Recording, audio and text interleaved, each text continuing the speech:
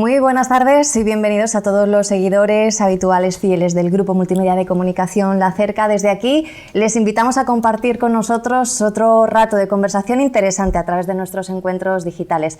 Poco a poco se van acercando esas primarias que todas las bases del Partido Socialista vienen tanto tiempo esperando. Se viene mucho hablando de ellas, escribiendo sobre ellas, comentando lo que van a dar de sí esas primarias en el PSOE, y estamos ya a tan solo 4 días vista de esa cita, como decía, tan esperada, y los 3 candidatos en ciernes pues perfilan esta recta final de una campaña que está siendo interesante y que también está siendo intensa.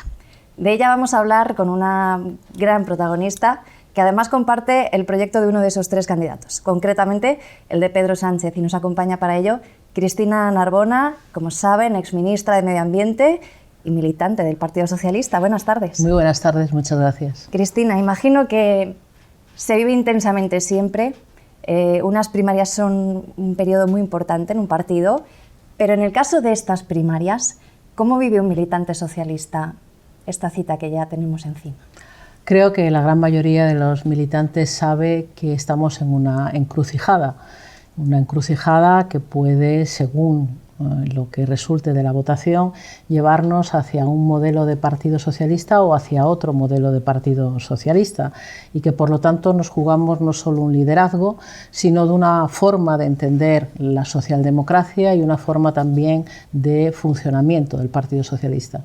Se está haciendo demasiado largo este periodo, no ya de campaña, porque la campaña ha durado lo que ha durado, pero sí que llevamos mucho tiempo ya hablando de esta cita que era muy esperada. Hace 9 meses que pasaba aquello del Comité Federal, y ha sido un tiempo que imagino habrá sido complicado, sobre todo para quienes lo han vivido en primera persona. Sí, es completamente inédito. Mire, yo fui presidenta de una comisión gestora en Madrid cuando Rafael Simancas dimitió, y en ese momento yo era ministra de Medio Ambiente. El presidente Zapatero me pidió que presidiera ese órgano, la comisión gestora, y trabajamos durante 2 meses de forma muy intensa, pero en 2 meses terminamos nuestra tarea, porque una comisión gestora, que por cierto no está contemplada en los estatutos a nivel federal, pero a nivel local, lo que tiene que hacer es simplemente gestionar el traspaso de una comisión ejecutiva saliente a una entrante, y esta ha sido realmente un parto, 9 meses.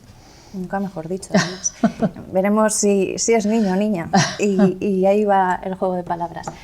Señora Narbona, hoy como actualidad tenemos sobre la mesa la presentación de ese proyecto o ese documento en el que la candidatura de Susana Díaz pues, ha querido dar muestra de algunas de las propuestas que integrarían su idea de Partido Socialista. Antes de comentar el fondo de ese documento, me gustaría saber la opinión que usted tiene ante el hecho de que una candidata a lo que sea presente el que va a ser su programa de maniobras, por así decirlo, tan solo 4 días antes de que se vaya a votar.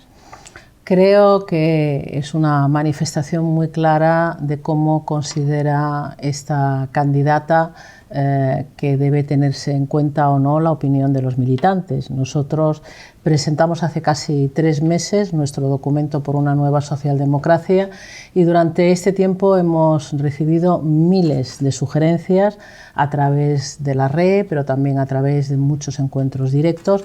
El documento se ha enriquecido, es un documento participativo, algo que obviamente no podrá ser el documento que hoy, a tan poco tiempo de la consulta de las primarias, ha presentado Susana Díaz. Me parece, como digo, que es una muestra de falta de respeto hacia la militancia y de desprecio por las formas de participación que algunos creemos que tienen que mejorar, no que retroceder.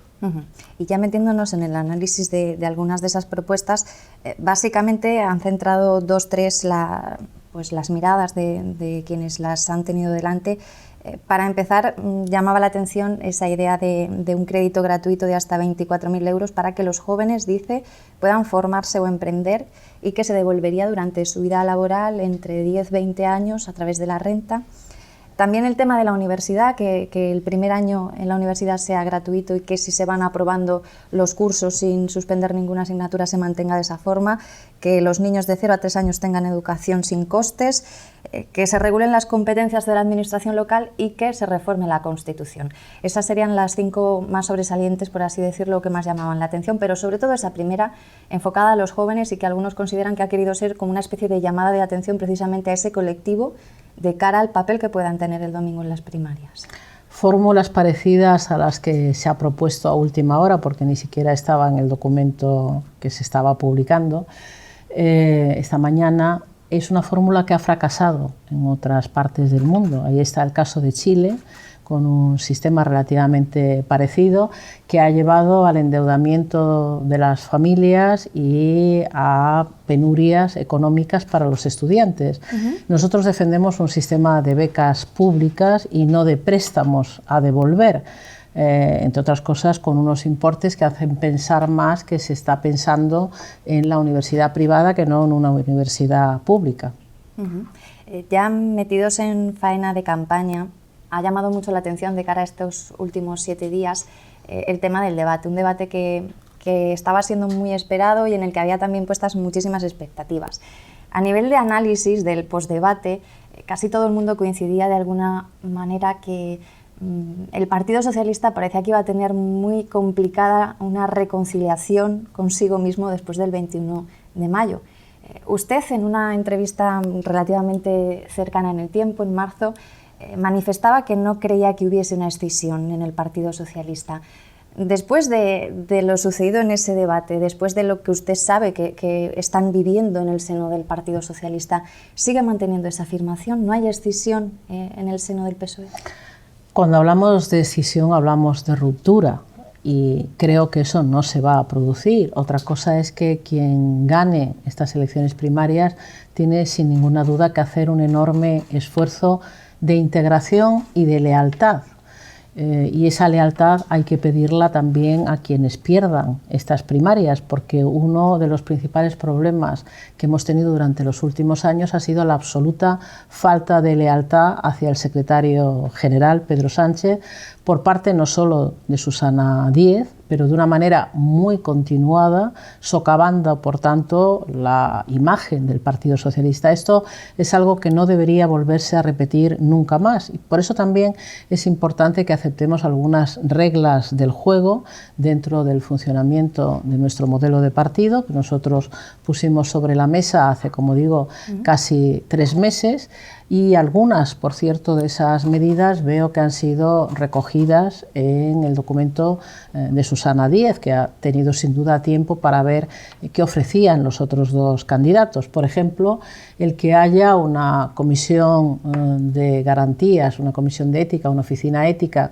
como queramos denominarlo, pero que realmente responda a una garantía de que las normas del partido se están cumpliendo. No se cumplieron en el famoso Comité Federal de infausta memoria, ¿no?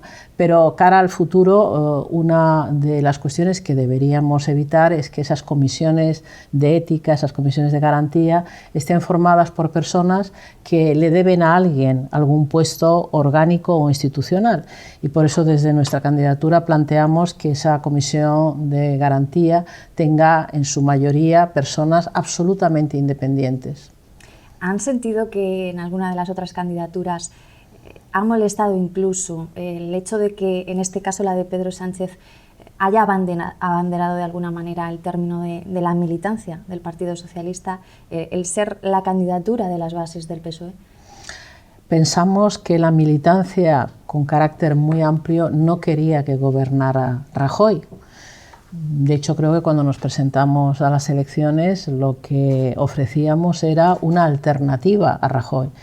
Y por eso nuestra opinión es que la inmensa mayoría de la militancia no ha aceptado de buen grado, no ha entendido, se ha sentido humillada incluso por la decisión de la abstención. Una abstención que además hoy es más claro que nunca que era completamente innecesaria, puesto que Rajoy va a sacar adelante sus presupuestos con una mayoría que, como en su día decía Pedro Sánchez, existe en el Congreso de los Diputados y que Rajoy hubiera podido perseguir y obtener, sin necesidad de plantear la exigencia de una abstención gratuita completamente al Partido Socialista Obrero Español.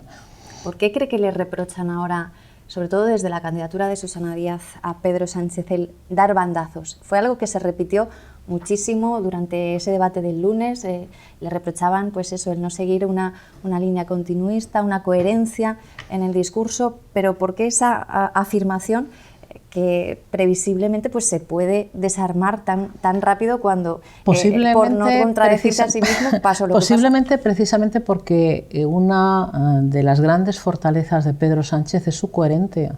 El hecho de que él ha mantenido la palabra dada a los militantes y a los votantes al negarse a la abstención ante Rajoy. Y como él mismo decía, no ha habido mayor volantazo reciente en el Partido Socialista que el de cambiar de esa posición que ofrecimos en campaña a nuestros potenciales votantes a la entrega gratuita de la abstención a Rajoy. No hay nada más parecido a un volantazo y a un cambio de criterio. ¿Qué papel consideran que está jugando la candidatura de Patxi López? Se le ha señalado que precisamente durante el debate pues, hubo momentos en los que parecía que se refería de una manera más dura o más crítica a Pedro Sánchez que a Susana Díaz, y sobre todo el equipo de Pedro Sánchez pues, apuntaban a que en muchos momentos parecía ser un 2 contra 1 muy claro. ¿Qué pasa con la figura hasta el final? ¿Ha mantenido de Patxi López como candidato hasta ese día 21 y sobre todo a raíz de que hasta personas que le han venido acompañando durante toda esta campaña de primarias pues ya hayan manifestado que van a dar un paso atrás volviendo a Sánchez y que le piden que haga esa reflexión volviendo al proyecto que en un día compartieron? Yo creo que la mayoría de los militantes que han avalado a Patxi López y que sienten simpatía por esa candidatura no querrían que ganara estas primarias Susana Díaz. Yo creo que la base de potenciales votantes de Patxi López no son potenciales votantes de Susana Díaz. Por eso llama especialmente la atención el comportamiento de Patxi López durante el debate, cuando además por parte de Pedro Sánchez se estaba reiterando una oferta de convergencia, una oferta de integración. Y fue bastante llamativo que ante la reiteración de esta oferta y el hecho de que Pedro señalara que muchas de las propuestas que Patxi había hecho, en concreto sobre modelo de partido y sobre algunas leyes, nosotros lo habíamos incorporado a nuestro programa, Patxi tuvo una respuesta completamente injustificada, diciendo poco menos que nuestra candidatura había copiado las propuestas de Patxi cuando nuestro documento salió un mes antes. Era difícil que hubiéramos copiado en ese momento las ideas de Patxi. Usted, que ha vivido tantas cosas en el seno del Partido Socialista, ¿cómo valora que ahora se le critique muchas veces a Pedro Sánchez que quiera borrar la historia, se ha dicho textualmente, borrar la historia del PSOE? Yo no creo que Pedro Sánchez quiera borrar la historia en absoluto.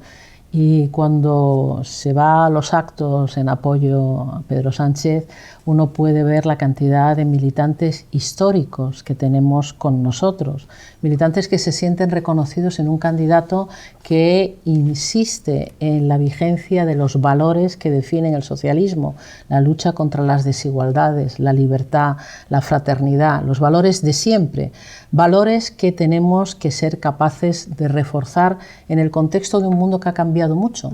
Y eso significa que no podemos seguir ofreciendo las recetas del pasado cuando la sociedad a nuestro alrededor ha cambiado tanto y cuando han aparecido nuevos desafíos que no existían hace pocos años, cuando ha aparecido un desafío clarísimo de cambio climático y degradación ambiental, un desafío clarísimo de terrorismo internacional, de ciberseguridad, un desafío clarísimo de aumento desmedido de las desigualdades a escala mundial. Respecto de todas estas cuestiones, nuestro documento es el único que hace una lectura autocrítica de cómo la socialdemocracia desde los años 80 ha ido perdiendo su papel en las sociedades europeas se ha visto difuminada porque ha terminado por hacer las políticas económicas de la derecha. Y cuando en algún momento se ha dicho PP, PSOE lo mismo es, en gran medida existían razones para que se nos reclamara un cambio profundo. Por eso nuestro documento exige una reorientación radical de la política económica, de manera que el objetivo principal no sea el aumento del Producto Interior Bruto, porque el Producto Interior Bruto puede aumentar al mismo tiempo que aumentan las desigualdades, al mismo tiempo que aumenta la corrupción, al mismo tiempo que aumenta el deterioro ambiental, que se pierde calidad democrática. El Producto Interior Bruto es un indicador que tiene el valor que tiene, pero lo que nosotros aspiramos es a una política económica progresista basada en una reforma fiscal realmente progresista y justa y equitativa, que incorpore a la ecología como un vector absolutamente necesario y que garantice un progreso mucho más seguro y más justo. Nosotros partimos de una reflexión autocrítica de cómo la socialdemocracia ha ido perdiendo su identidad frente a sus potenciales votantes, y lo que queremos ofrecer es los valores de siempre, pero en el mundo que nos toca vivir y mirando hacia el futuro. Hace muy poquitos días visitaba también Albacete Josep Borrell para presentar precisamente este libro, Los idus de octubre, en el que de alguna manera plasma no solo esta historia que se encierra más en el PSOE y en lo ocurrido en torno al Comité Federal del 1 de octubre, sino que va más allá y analiza precisamente pues esta crisis que la socialdemocracia efectivamente es evidente que está viviendo en muchos países en Europa en estos momentos, donde apenas en 2 ahora mismo está gobernando la izquierda. En el caso del PSOE español, ¿en qué momento se puede empezar a señalar que sí que hay un antes y un después y que empieza a decaer un poco esa confianza que la gente podía venir sintiendo en el Partido Socialista? Los datos de las elecciones están ahí. Desde las elecciones del año 2008, que ganó con un gran éxito José Luis Rodríguez Zapatero, con 11 millones de españoles dándonos su confianza, a las siguientes elecciones con Rubalcaba como candidato, perdimos nada más y nada menos que el 33% de nuestros votos, 4,3 millones de votantes. Ese fue el momento del declive drástico. ¿Cuál fue la razón? ¿Qué no supo ver el PSOE? La razón fue que no estábamos respondiendo a los problemas que generaba la crisis económica y financiera sobre la inmensa mayoría de los ciudadanos de España. No dimos la respuesta adecuada, no la dimos en el caso de los desahucios, no la dimos en el caso de las preferentes, no la dimos a la hora de reformar la Constitución para garantizar los compromisos hacia la Unión Europea sin tener en cuenta toda la carga de recortes sobre los sectores más vulnerables. No hubo, por lo tanto, medidas que hicieran comprender a los ciudadanos si efectivamente no había otras opciones. Y ahí hubo una quiebra tremenda de confianza. Cuando Susana Díaz dice que Pedro Sánchez es un perdedor, nunca empieza la historia por el momento en el que esa caída drástica afecta al Partido Socialista, porque después efectivamente Pedro Sánchez ha competido con 2 partidos que no estaban en liza en las elecciones de 2011, cuando Rubalcaba obtuvo 4,3 millones de votos menos que Zapatero 4 años antes. Y la propia Susana Díaz ha obtenido en Andalucía los peores resultados que ha obtenido nunca el Partido Socialista en Andalucía, aunque ha estado por delante del Partido Popular y por delante de Podemos, pero sus resultados son los peores que ha registrado nunca el Partido Socialista en Andalucía. Luego yo creo que hay un problema que es general y que nos tiene además que obligar a una reflexión sobre una sociedad mucho más plural, donde hay que entenderse con muchas formaciones políticas diferentes, algunas de ellas que no existían en la época de las grandes mayorías absolutas. Yo creo que la etapa de mayorías absolutas y de preponderancia del bipartidismo ha pasado. Y cuando nos miramos alrededor, efectivamente, como recoge el libro de Josep, nos encontramos con que los partidos socialdemócratas que se han aliado con la derecha o que han hecho políticas de derechas han perdido de manera drástica la confianza de sus electores. Y en cambio tenemos el caso de Portugal, donde hay un gobierno socialista que tiene el apoyo de las fuerzas de izquierda, que está consiguiendo cumplir con las exigencias de reducción de déficit de la Unión Europea y al mismo tiempo está mejorando la calidad de vida de los más desfavorecidos. ¿Qué receptividad ha encontrado el equipo que arropa este proyecto que lidera Pedro Sánchez a la hora de ser, desde España en este caso, si a partir del 21 de mayo fuese posible, el renacer de alguna manera de ese espíritu que se quiere devolver a la socialdemocracia? ¿Qué respuesta han encontrado en esos interlocutores de otros países que están en situaciones similares, como bien ha explicado, y que estén también en disposición de ayudar a reflotar esta nave que viene un poco a la deriva? Voy a mencionar solo un nombre que para mí tiene un gran valor, además de António Costa, por supuesto, el presidente actual, el primer ministro de Portugal. La alcaldesa de París, Anne Hidalgo, que es española de origen, ya intervino en diferido, porque era a través de un vídeo, en un mitin de Pedro Sánchez, pero va a estar con Pedro Sánchez en su acto final de campaña en Sevilla. Y menciono a Anne Hidalgo porque Anne Hidalgo, dentro del socialismo francés, representa sin ninguna duda una de las mayores esperanzas cara al futuro de esta formación. Y Anne Hidalgo apuesta por algo que hemos incorporado en nuestro documento, que es por una transición ecológica de la economía. Está llevando a cabo actuaciones extraordinariamente interesantes en la ciudad de París, tanto desde el punto de vista de la inclusión de los más desfavorecidos, como de la participación de los ciudadanos en la propia gestión de la ciudad, en la reducción de la contaminación y de los problemas asociados a la congestión del tráfico. Es una alcaldesa modélica, con prestigio a nivel internacional, que en estos momentos preside la Alianza de Ciudades contra el Cambio Climático. Se le reprocha también a Pedro Sánchez, y así directamente se lo increpaba a Susana Díaz en ese debate, que se ha quedado solo a lo largo de este tiempo, que grandes dirigentes del PSOE le han ido dando la espalda.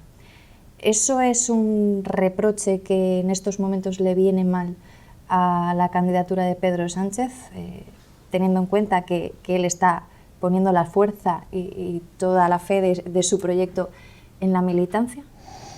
Habría que preguntarle a los que le han abandonado por qué lo han hecho, porque Pedro Sánchez, a pesar de que a él le marcaron unos límites extraordinariamente restrictivos, por ejemplo en su relación con Podemos, él jamás puso el menor inconveniente a que, por ejemplo, aquí en Castilla-La Mancha el Partido Socialista gobernara con el apoyo de Podemos, o en Valencia con el apoyo de Compromís, o en Aragón con el apoyo de Podemos.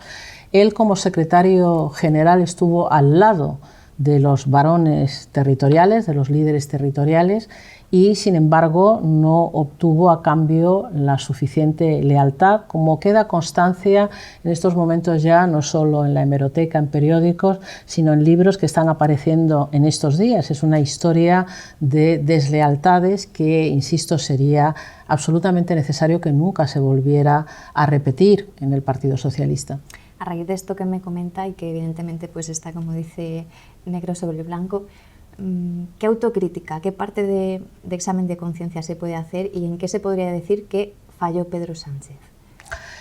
Él ha tenido tiempo para revisar sus comportamientos. Posiblemente él se fió de personas que no merecían su confianza, posiblemente no siempre escuchó a las personas que podían ayudarle a reforzar su liderazgo. En general ha faltado a lo largo de estos 2 años más diálogo y más sinceridad por parte de todos en el Partido Socialista. Esto es algo que también se explica bastante bien en el libro de Josep Borrell. Ha habido una falta de sinceridad que yo creo que quedó muy bien explicada por parte del presidente de la Comisión Gestora, Javier Fernández, cuando dijo literalmente que si no se había abordado y discutido la posible abstención ante el Partido Popular, ante el gobierno del Partido Popular, era porque se tenía miedo de las consecuencias en cada territorio desde el punto de vista del poder orgánico. Bueno, esa es una explicación que llega ex post, pero que a lo mejor tiene muchísimo que ver con algunas de las cosas que han sucedido mientras tanto. Ayer, en una televisión de ámbito nacional, Eduardo Madina decía textualmente, lo voy a leer, sobre el futuro del PSOE, depende de cómo se comporte el que pierda. sobre lo que pueda suceder a partir del 21 de mayo. Decía, depende de cómo se comporte el que pierda.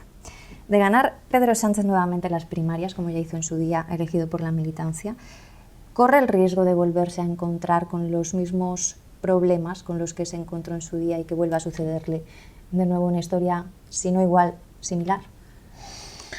Hay que confiar en la inteligencia y en la generosidad y en una visión de más largo plazo por parte de todos los dirigentes del partido.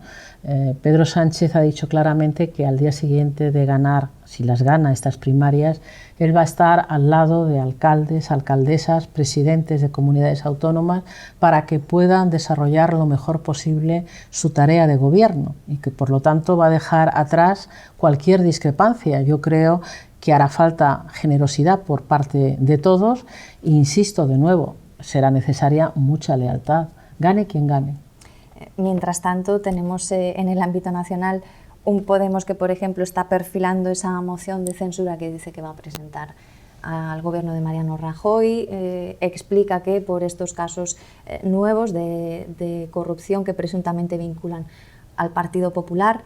Yo le pregunto, mirando más allá de los muros del Partido Socialista, ¿cómo se ven desde la militancia este tipo de cosas, de situaciones que están pasando y en las que no sé hasta qué punto el PSOE tiene ahora mismo pues, la posición adecuada para enfrentarse, como quizás lo hubiese hecho en cualquier otro momento, a este tipo de circunstancias que son clave ahora mismo en la política nacional? Yo lamento que nuestro grupo parlamentario no hiciera caso de la petición que formuló Pedro Sánchez hace quizás un mes, cuando se dirigió tanto al presidente de la gestora como al portavoz del grupo parlamentario pidiéndole que se exigiera inmediatamente la comparecencia de Rajoy en el Pleno del Parlamento para que rindiera cuentas, para que diera explicaciones respecto de los casos de corrupción que se han venido acumulando en el Partido Popular.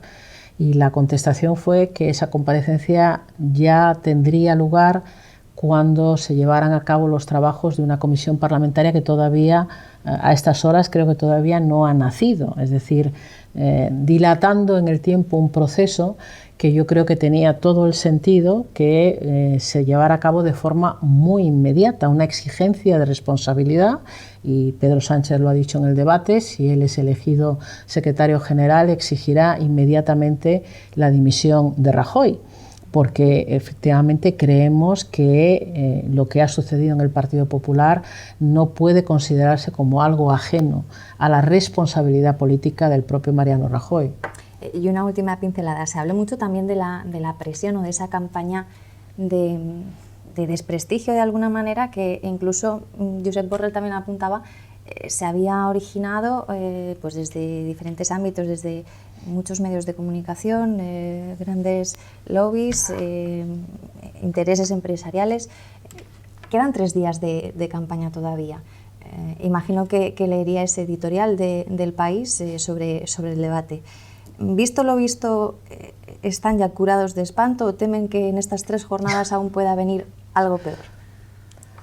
Nadie sabe lo que nos espera al día siguiente, ninguno podemos tener la certeza de si habrá nuevos movimientos para frenar las posibilidades de Pedro Sánchez de ser secretario general. Pero nuestra sociedad es muy distinta a la de hace 10 o 20 años. Hoy los ciudadanos muchas veces se enteran de lo que está pasando no porque lean un periódico o escuchen una radio, se enteran a través de las redes sociales, hay una capacidad de conectividad impresionante y eso hace más fuertes a los ciudadanos y posiblemente algo menos fuertes a los poderes fácticos. Cristina Narbona, ha sido un auténtico placer poder conversar con usted aquí en primera persona. Veremos lo que sucede, queda ya poco tiempo y estaremos, como no, muy pendientes del periplo de un partido tan importante y tan necesario como el Partido Socialista en nuestro país. Un Muchas placer, gracias. como digo, y muchísimas gracias por acompañarnos. Junto a nosotros y junto a todos ustedes hemos tenido aquí a Cristina Narbona, como saben, exministra de Medio Ambiente, ex embajadora también de España ante la OCDE y militante socialista que está trabajando en estos últimos días ya que restan hasta las primarias del 21 de mayo, donde, como saben suficientemente bien, se elegirá esa persona que ocupará la Secretaría General del Partido Socialista Obrero Español. Será el próximo domingo y, ya lo saben, se lo contaremos, como no, desde aquí, desde La Cerca. Cuídense mucho. Hasta luego.